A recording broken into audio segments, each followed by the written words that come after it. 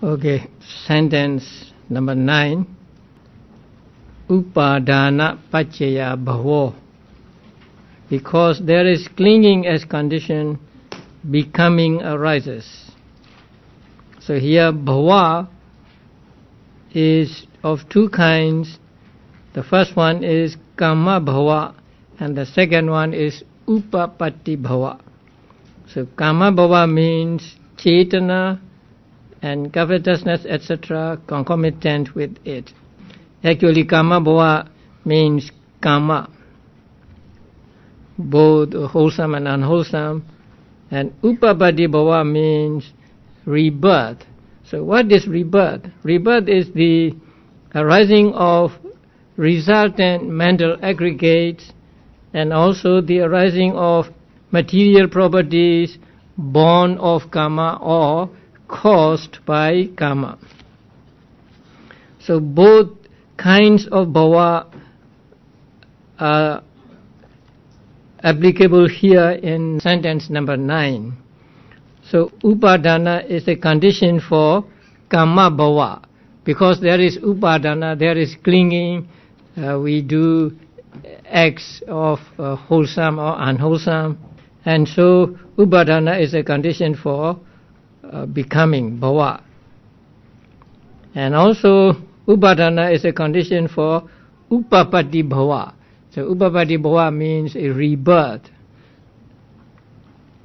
When there is clinging, there is the action, and when there is action, there is the reaction as the rebirth, and so upadana or clinging is a condition also for upapatti bhava. But in number 10, bhava paccaya jati, because there is becoming as condition, birth arises. So here bhava means kama bhava only and not upapatti bhava. That is because upapatti bhava is the same as jati here. Jati is birth, upapatti is also birth. So since upapatti bhava is jati, jati cannot be conditioned for jati. So here by bhava we mean only karma bhava or just karma process. So karma process is a condition for jati, or just karma is a condition for jati.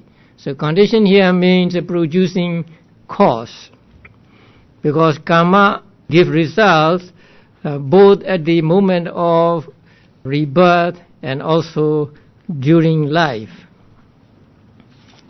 Jati paccaya jara maranam. Because there is birth as condition, aging and death arise. So aging and death is conditioned by birth. Birth is a basis for aging and death. So long as there is rebirth, so long as there is the existence, there is aging and death. So aging and death are conditioned by birth. And then birth is a condition for sorrow, lamentation, bodily pain, mental pain, and burning in the mind. Now, why are they separated? Aging and death as one group, and sorrow and others as another group.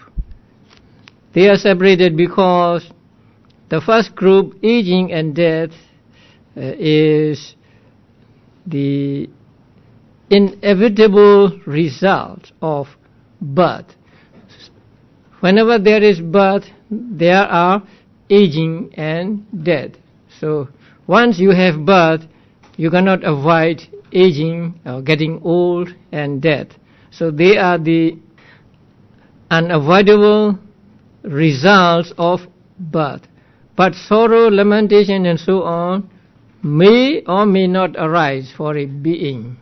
For example, those who are born as Brahmas, they do not have sorrow, they do not have lamentation, bodily pain, mental pain, also they do not have burning in the mind, they do not have. So they may not have sorrow, lamentation, and so on in the world of Brahmas. So these are the incidental results or consequences of birth. That is why they are separated. But for us, for human beings, I think there can always be sorrow, lamentation, bodily pain, mental pain, and burning in the mind. Thus there is the arising of this whole mass of suffering. So this arising of whole mass of suffering means arising of suffering not mixed with any pleasantness or happiness, and it is the arising of suffering and not of a being or not of happiness and so on. The Pali word kevalasa, kevala means whole, or it can mean not mixed with other things. So we should understand what each factor represents so that we can understand the relationship between the conditioning factor and the factor that is conditioned. And in order to understand what is represented by each factor, you have to be familiar with past chapters, especially the first chapter and the second chapter. So it is good to revive your memory if your memory has gone rusty. So the chart on the screen is very useful to remember the 89 or 121 types of consciousness, and I hope you have not lost the small cards also. You should use that card every now and then so that you remember the types of consciousness. So when I say unwholesome consciousness, then the first column should be in your mind. And then second, third and fourth column, the three columns are what? Rootless, right? Rootless consciousness. And then the next three columns, sense sphere consciousness, kama, vachara, sobhana, sense sphere, beautiful consciousness. And then three columns with 5 each, rupa, vachara, form sphere consciousness.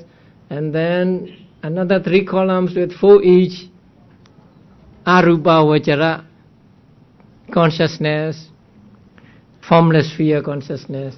And then the next remaining columns represent the supramundane consciousness. The first 4 are magga consciousness, and the last 4 phala consciousness.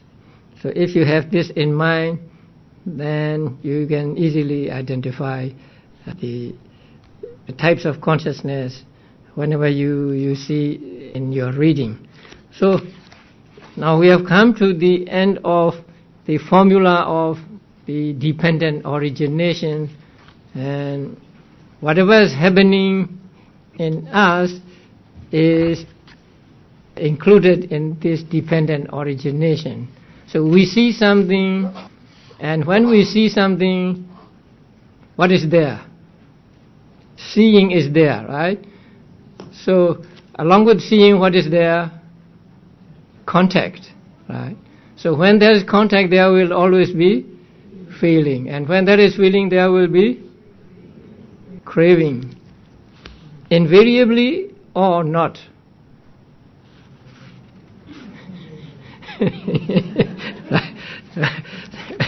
So we'll come to that later. So after understanding the representations of the different factors, there are some more things to know about the formula of dependent origination. They are given in the manual, so please turn to page 299. It should be understood that there are 3 periods, so that we must understand: 12 factors, 20 modes, 3 connections, 4 groups, 3 rounds, and 2 roots. So have the formula handy with you. First 3 periods. So present, past, or past, present and future. So ignorance and karmic formations belong to the past. So avidya and sankhara belong to the past. And birth and decay and death belong to the future.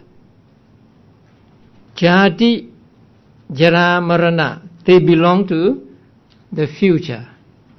The intermediate 8, that means vijnana, nama, rupa, salayatana, phassa, vedana, tanha, upadana, and bhava.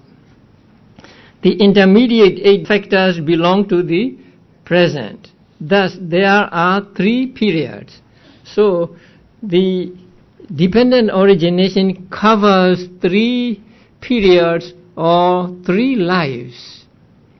The first one, number 1 and number 2, avidya and sankhara, belong to the past, and then vijnana, nama, rupa, salayatana, phassa, vedana, upadana belong to the present.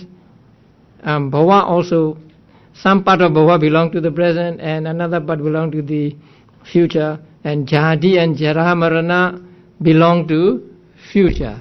So the Paṭiccasamuppāda or dependent origination covers 3 lives, but it does not mean that you have to go through 3 lives to experience all 12 factors. Now please do not misunderstand this. Although Paṭiccasamuppāda covers 3 lives, you don't have to go through 3 lives to experience all 12 factors. In this very life you experience all these 12 factors. Don't you have ignorance? And don't you do wholesome karma or unwholesome karma? And don't you have consciousness and so on? So in this very life you experience all those 12 factors.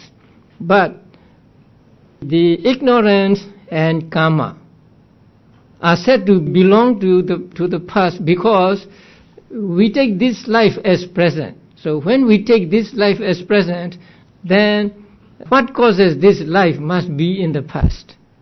So avidya and sankhara, ignorance and mental formations, are said to belong to the past time. But this does not mean that we don't experience these 2 at all in this present life. Whatever ignorance and karma formations we have or we do here will become past when the future becomes present. So when we are reborn in the next life, then the ignorance and karma formations we experience here will belong to the past time. So it is important that you do not misunderstand that you have to go through 3 lives in order to experience the Paṭiccasamuppāda. And the Venerable Buddhaghosa, who explained the dependent origination in detail, never said that you have to go through 3 lives in order to experience all these. What he said was just like this manual, that there are 3 periods in this doctrine of Paṭiccasamuppāda. So the jati, jara, marana is said to belong to the future, right here. But didn't we have jati? Since we have jati, we are now experiencing jara, and then we will experience marana at the end of the life. So we will experience them in this very life. But when we acquire what is called karma bhava, that means actually karma, then this karma will produce future aggregates and future results. So the future results are in the form of rebirth and aging and death and so they are said to belong to the future time. So all these 12 factors we experience in this very life. And 12 factors, they are easy to understand.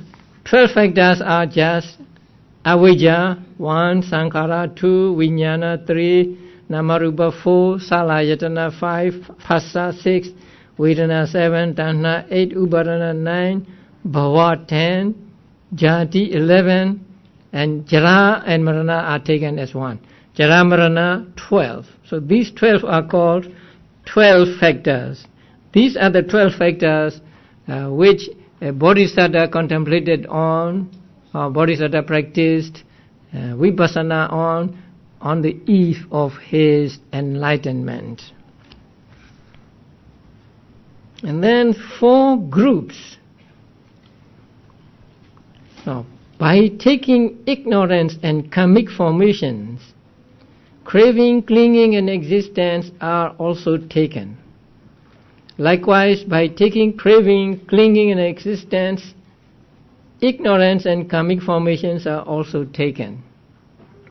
By taking birth and decay and death, the 5 effects, consciousness and so on, are also taken. Now, in order to understand this, first we have to understand the 3 rounds. So let us go to the 3 rounds at the bottom of the page 300 or on page 301.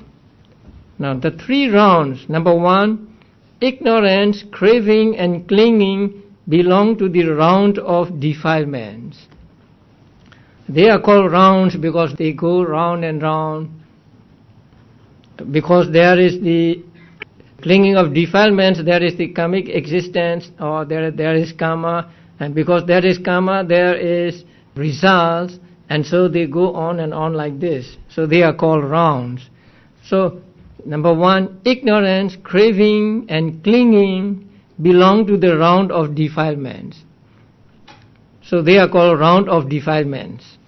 And number 2, one part of existence known as karmic existence, that means karma bhava, and karmic formations, sankhara, belong to the round of karma. They are karma, so they belong to the round of karma. And one part of existence known as rebirth existence, that is upapati bhava, and the rest belong to the round of results. So we must understand these 3 in order to understand the 4 groups.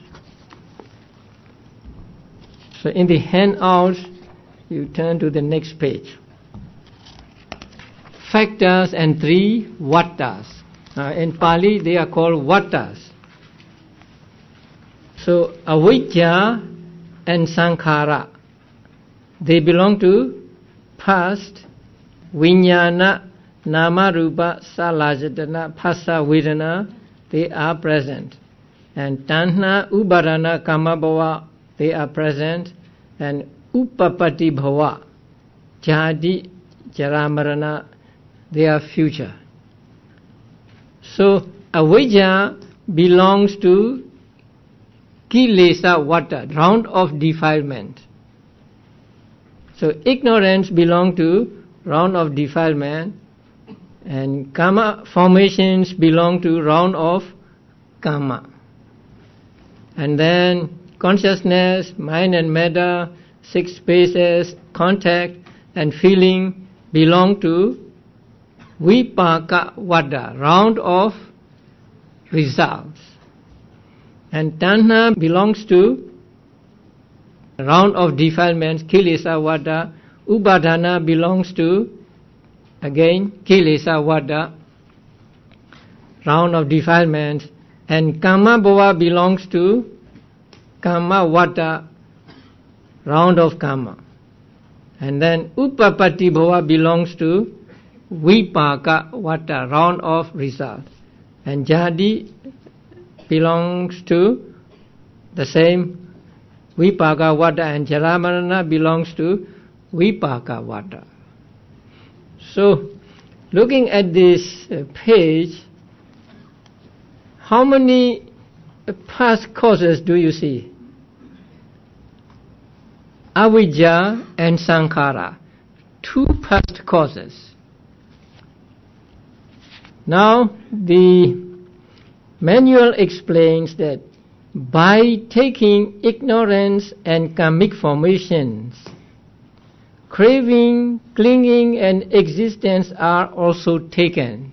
That means if you take one belonging to a certain vata, you have to take the others also that belong to that vata.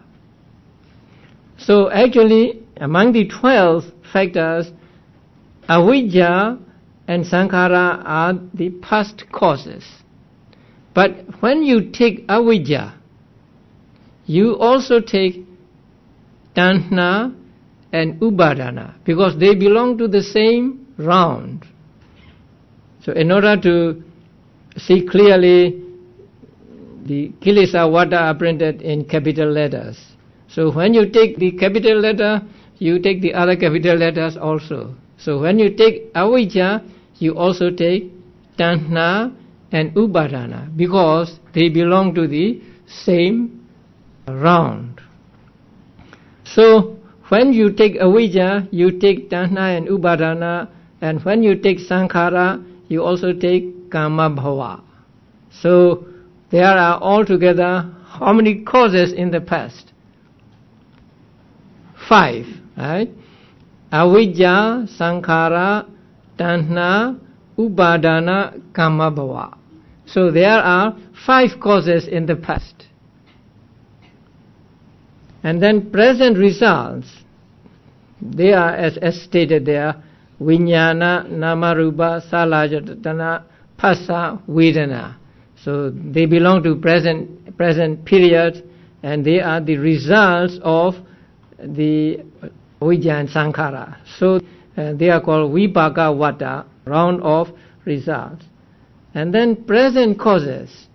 So there are only 3 present causes here, tanha, upadana and kama bhava. But when you take tanha and upadana, you also take avijja, the first one, because they belong to the same vata. And when you take kama bhava here, you also take sankhara there, because they belong to the same round round of karma. So here we get how many present causes? Tanha, upadana, kama bhava, avijja and sankhara. 5 present causes. So although there are only 3 present causes in the formula, we must understand that there are 5 present causes. Because when you take tanha and upadana, you must also take avijja, because they belong to the same round. And when you take kama bhava, you must also take sankhara, which belongs to the same round. So there are 5 present causes, namely tanha, upadana, kama bhava, avijja and sankhara. Now future results. Upapatti bhava, jati, marana. Now it is said that jati, jara, marana is the same as vijnana, namarupa, salājatana, phassa, vedana. So when we say jati, jara, marana, we mean just 5, beginning with vijnana.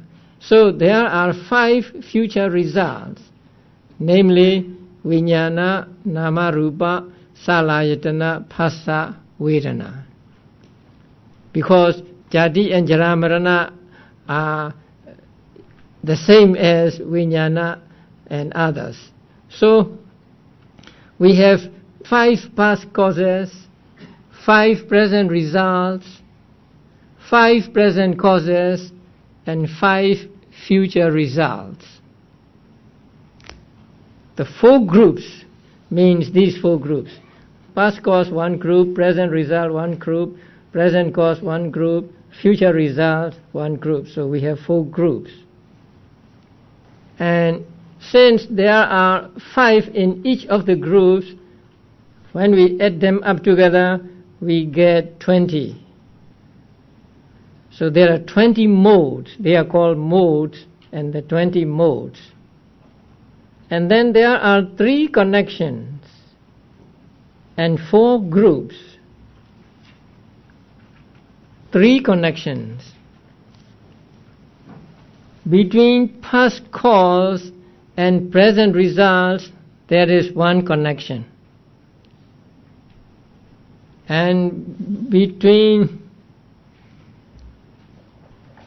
present results and present causes, another connection, and between present causes and future results, another connection. So there are 3 connections between first causes and present effects,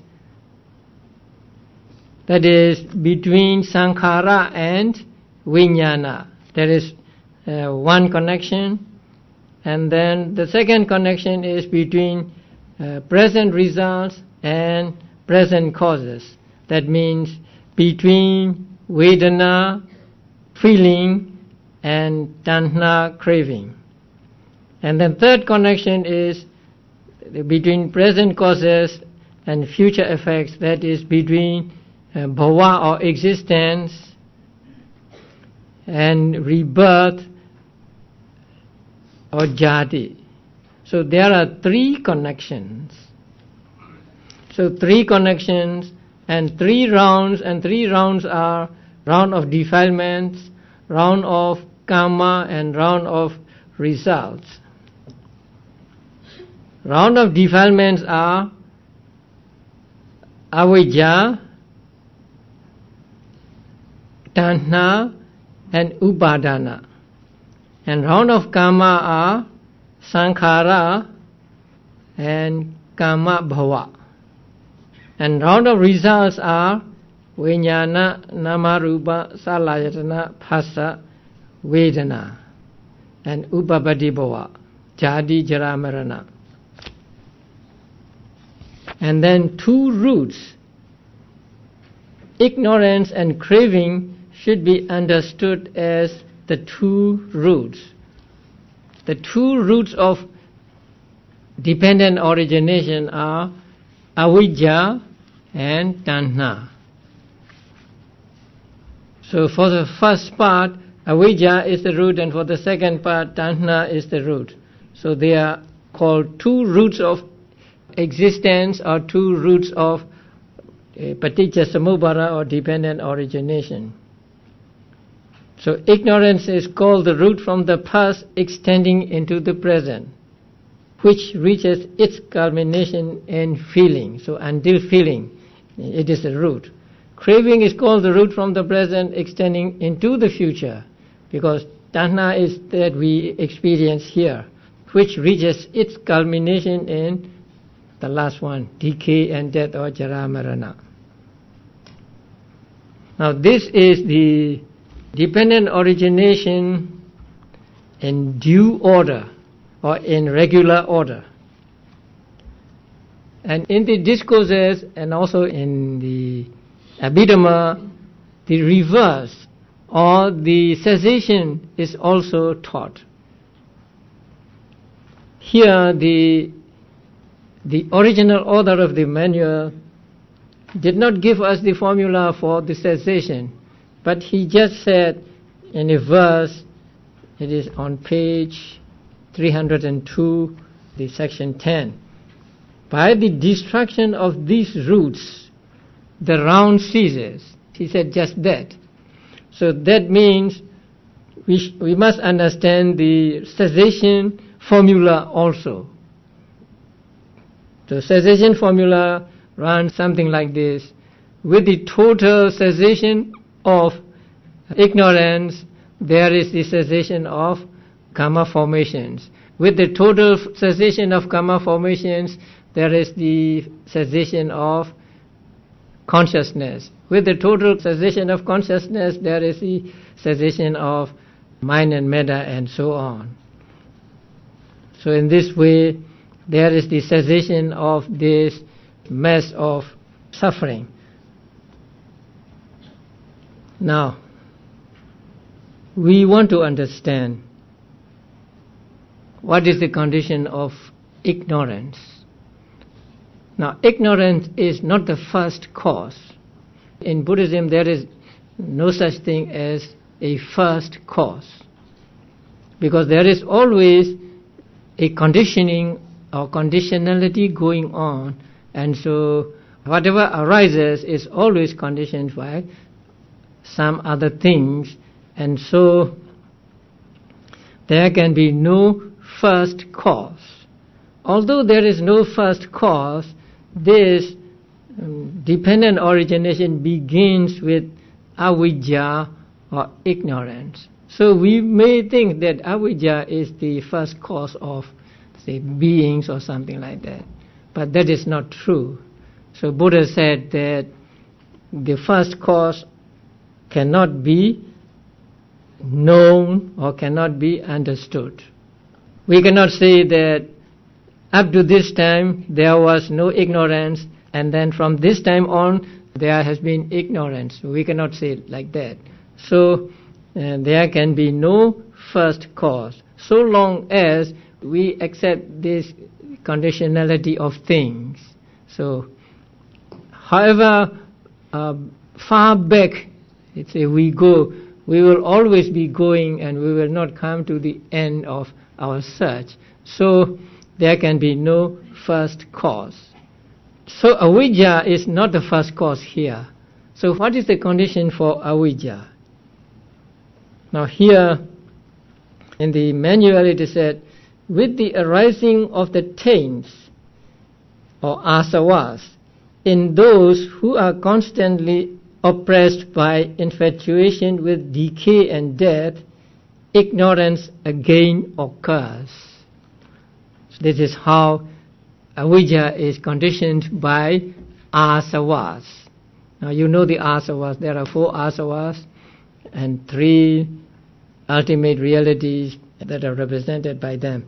So with the arising of the asavas in the minds of those who are constantly oppressed by infatuation with decay and death, we always experience aging, we will experience death, and also the momentary death we always experience.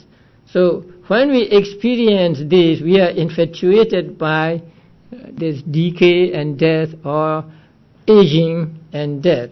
So when we are oppressed by infatuation with decay and death, there arise in us the taints or asavas.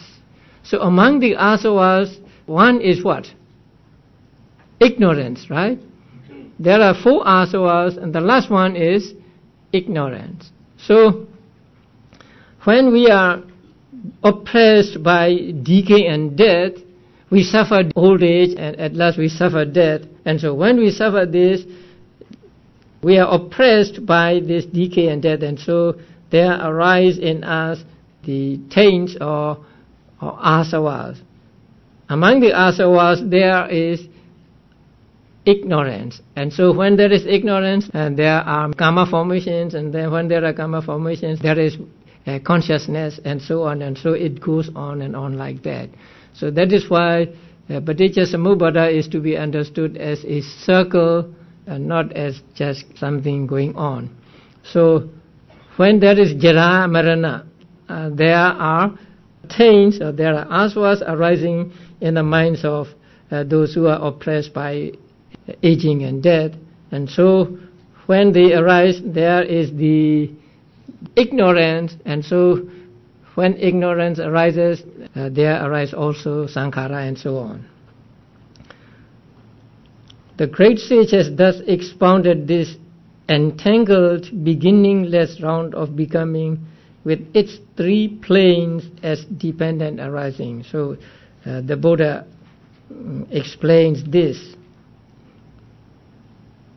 Saṅgharas and so on arising in dependence on avijja and so on, this Buddha described as Paṭiccasamuppāda, or dependent origination or dependent arising.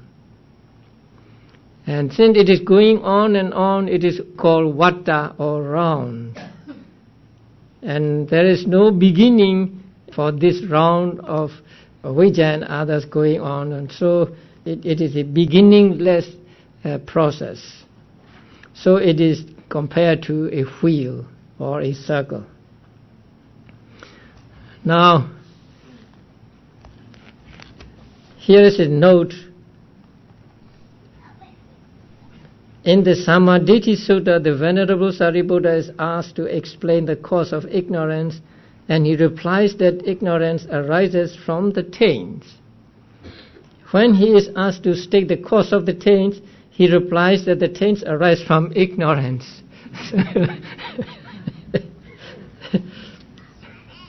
Since the fundamental of the taints is the taint of ignorance, so among the taints, the fundamental taint is ignorance. So since the ignorance or avijja is the fundamental of the taints, the Venerable Sariputta's statement implies that the ignorance in any given existence arises from the ignorance in the preceding existence.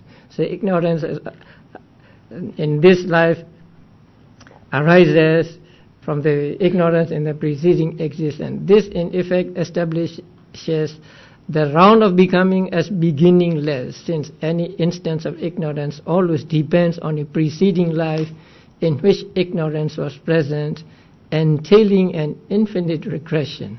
So the explanation given by Venerable Sariputta and actually given by Bhikkhu Bodhi. So the cause of ignorance is the taints, and the cause of taints is the ignorance. So they go like a wheel. Now we come to the end of the Paṭiccasamuppāda, but there is much more to know regarding the dependent origination. Now, at the beginning of this chapter, the original author says that other teachers treat Paṭiccasamuppāda mixed with Paṭṭhāna. And he did not say how he will treat Paṭiccasamuppāda, but from what he has written, we know that he treated Paṭiccasamuppāda separately from Paṭṭhāna, 24 modes of causal relations. I think we should thank him, because he did not want us to become discouraged. Because Paṭṭhāna is a difficult Abhidhamma subject taught in Abhidhammattha. But I think if you do not understand Paṭiccasamuppāda with reference to Paṭṭhāna, you do not understand it properly. You do not understand it well. Sometimes you may even misunderstand the Paṭiccasamuppāda. So we need to understand not just avijja conditioned sankhara, or sankharas are conditioned by avijja, but we also need to understand how they are conditioned, in what way they are conditioned, by what force they are conditioned, and so on.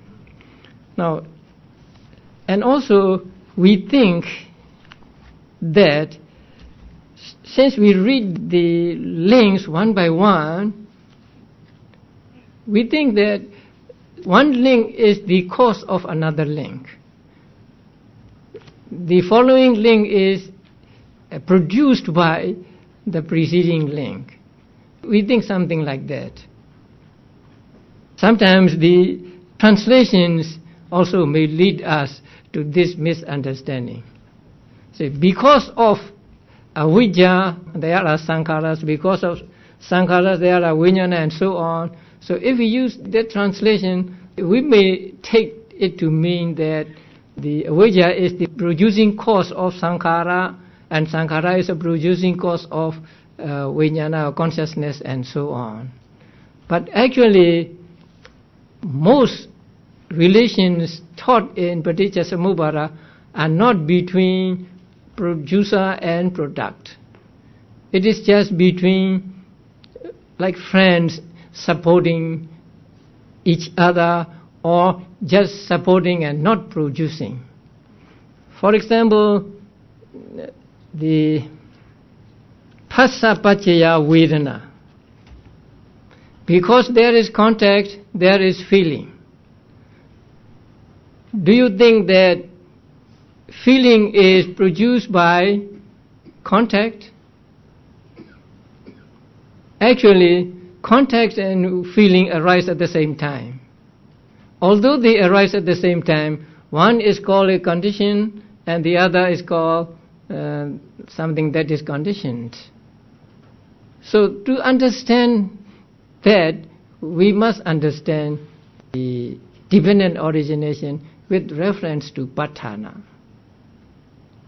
When we understand Paṭṭhāna will not actually explain the links in Paṭiccasamuppāda, but when we have the knowledge of Paṭṭhāna, we understand that this relationship is not between producer and product, but between friends supporting or something like that.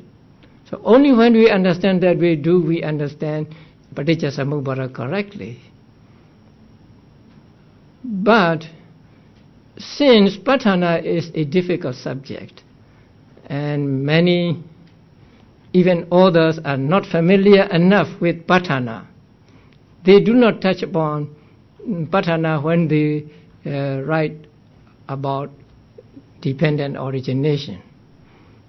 As far as I am aware, there was only one author who treated Paṭiccasamuppāda with reference to Paṭṭhāna also. And he was the German Buddhist monk, the Venerable Ñāṇatiloka. So Ñāṇatiloka was the teacher of Ñāṇaponika,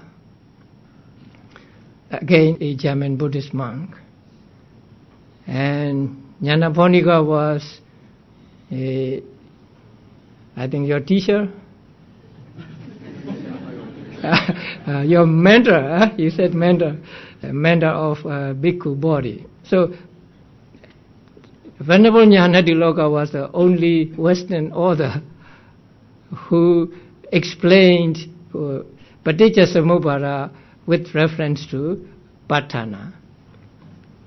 But his article, say now it is published as a book, small book, it is so technical that I don't think people will understand that book.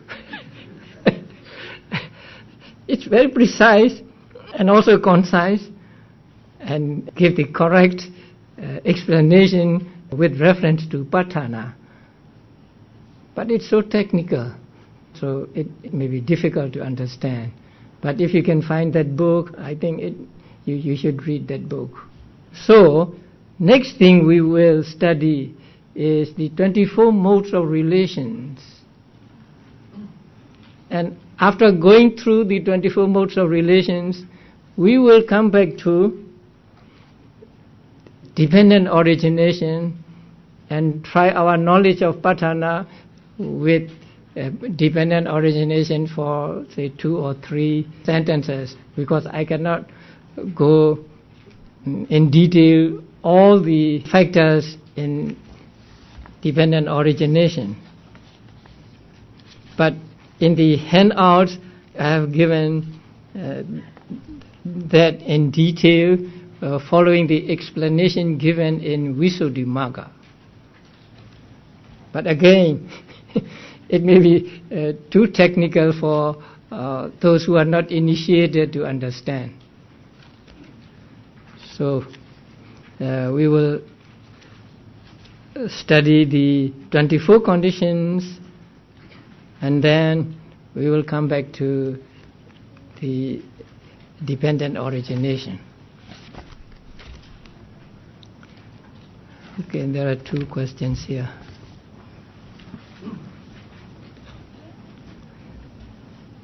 You taught that the mental state of feeling is, what about that, based on past experience. Then how does a child know pain when he has never experienced it before? I don't think I taught that feeling is based on past experience. maybe memory or sanya. Sanya is based on past experience, perception, not feeling.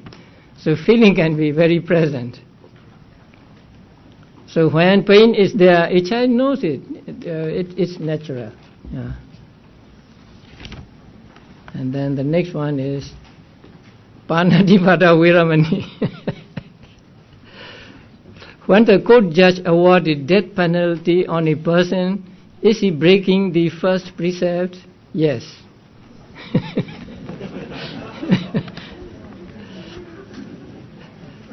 Because that person is a human being, right, who is sentenced to death. And when he passed the judgment, although he is following the law, still in his mind there is desire to kill.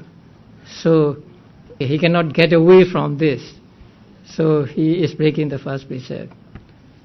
How about the people who formulate the policy?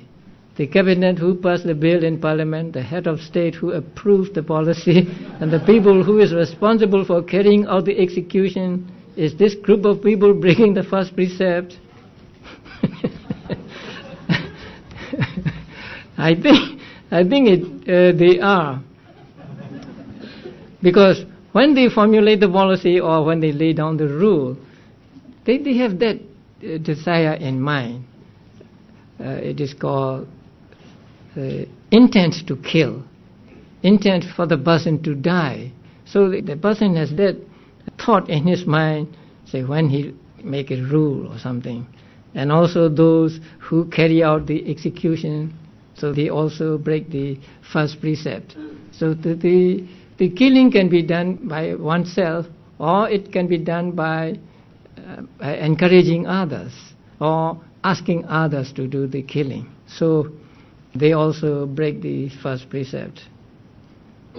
If the answer is positive, how can we address this issue? First, there must be an intention. Second, the action must be carried out directly or indirectly. So you try to avoid being a judge. And there are people who ask me, they work at a factory where, say, bullets or these things are produced, and ask me whether that was right livelihood.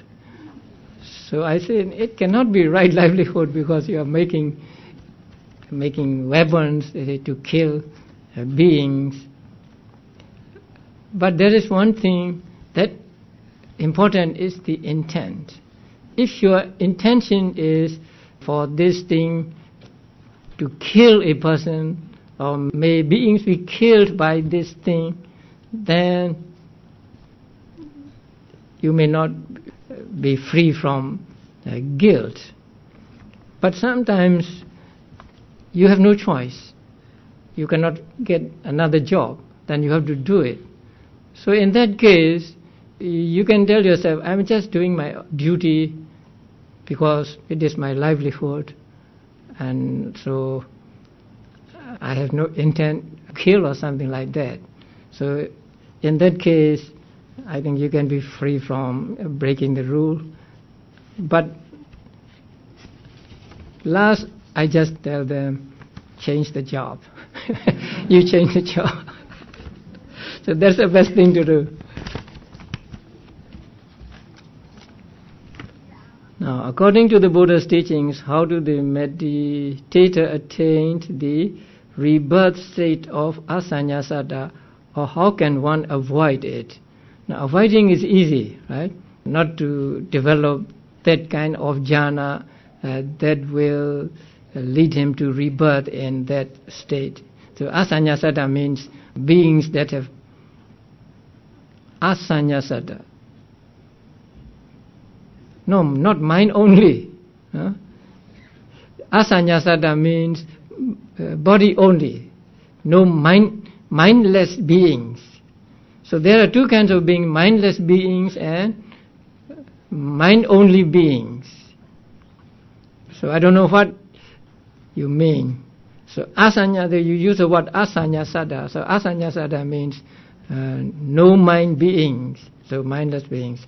So do not practice or do not develop that kind of jhana. That will lead you to rebirth there. And if you develop jhana,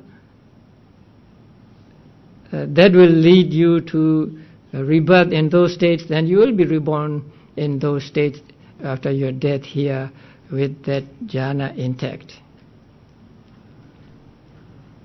How are the 5 faculties developed to become powers?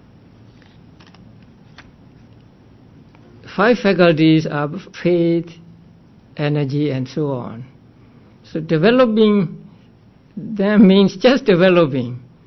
If you think you have too little faith, and then you read books that would help you to get faith in the Buddha and so on, or listen to a Dhamma talk, or talk with a person who is knowledgeable. And if you are lacking in effort or virya, you can admonish yourself by saying, if you are lazy, you will not get the benefits of the practice, and you are following the path that is trodden by Buddhas and others, and so you should not be indolent or lazy and so on. So you admonish yourself to make more effort. And to develop mindfulness, you pay closer attention to the objects. So that is how you develop mindfulness. Try to be mindful of the object at the present moment, and you pay real close attention so that your mind is just on the object and not distracted to other objects. And if you want to develop samadhi, you develop mindfulness. So when your mindfulness becomes strong, then samadhi, you will gain samadhi. And once there is samadhi, the panya will arise. Understanding of the true nature of things will arise. And then on to the 22 faculties. Among the 22 faculties, some are those that cannot be developed, like the eye faculty, ear faculty, and so on. So they are the products of karma, and so you cannot develop them. So only the ones that can be developed are the 5 mental faculties that are involved in the practice of meditation. If Buddha teaches that all things are conditioned, then is there free will? When one performs good or bad deeds, are they conditioned by their preceding karma, or is there element of free will? There is free will. We are not destined to do this or that by any power. Now, in the Paṭiccasamuppāda, there is a link between Vedana and Tanha, feeling and attachment or craving. So there is a free will here. That means you can do something so that you do not get craving, although there is feeling. That is actually where we can break this wheel of Paṭiccasamuppāda, or wheel of round of rebirth. By practicing mindfulness, you can avoid having craving although there is feeling. So when we practice Vipassana, we are just trying that. Maybe we have pleasant feeling, then when we have pleasant feeling, we try to watch it, we try to make mental notes of it so that we do not get attached to that feeling. So by the practice of mindfulness, we can avoid the craving from arising although there is feeling. So this is a kind of free will. This just depends on us whether we let craving arise or we do not let it. And when we do something good or bad, we are not conditioned by preceding karma. And our action here is a fresh karma we acquire in this life. And this fresh karma is not the result, it is the cause of the future results. If there is free will, where does it reside? Is it the same as self? Now, it is like asking, where does consciousness reside? So we cannot say that consciousness is stored here or there. But when the conditions come together, consciousness just arises. So it is like you strike a match and there is fire. So fire is not stored in the matchbox or in the matchsticks, but when you strike these two, the fire is produced. So in the same way, consciousness or mind arises when there are conditions for it to arise. So we cannot say where it resides or where it is stored. We can just say what it depends on. Like seeing consciousness depends on the eye, hearing consciousness depends on the ear, and so on. So that dependence we can say, but we cannot say where it resides. Is it the same as self? Self is one thing, and free will or desire is another. And self, according to the teachings of the Buddha, is a non-existent thing. A person remembers the wholesome deeds. At that time he experienced bliss, joy and happiness in his mind. It is said by some that the person is experiencing the fruit or result of his wholesome karma. It is not the fruit of his wholesome karma. It is just the remembering of his wholesome karma he did in the past. A person can remember the unwholesome deeds of that time. His mind becomes restless, displeased and tormented. It is said by some that he is experiencing the fruit or result of unwholesome karma. Now, wholesome karma and unwholesome karma give results as rebirth, and also during lifetime also they can give results. But feeling regret about the unwholesome deeds one did in the past is not the result of unwholesome acts. It is just a fresh unwholesome karma a person acquires by remembering the unwholesome karma he did in the past and feeling regret or being tormented. It is said by some that he is experiencing. Does this imply that memory, that being remembered, are the records from representation or result of karma? Memory is not the result of karma. Memory is the sanya, or making marks of the object. Your article on Susima Sutta of the Sayādaw, it is not relevant here, right? Susima became an arahant without the attainment of abhiññas. He had not attained jhanas also. Right concentration of the Noble Eightfold Path refers to the development of jhanas. So how does the complete practice of right concentration fit in? Please clarify. Whether a person gets jhana or not, it is possible for that person to attain enlightenment. The Venerable Susima in this sutta is one example. And there are many examples of what are called dry Vipassana practitioners who had become arahants. Now, right concentration is explained as 4 jhanas. But the Noble Eightfold Path, or the 8 factors that are called Magga or Noble Eightfold Path, are those that arise simultaneously with Magga consciousness. So at the moment of Magga consciousness, there can be no jhana.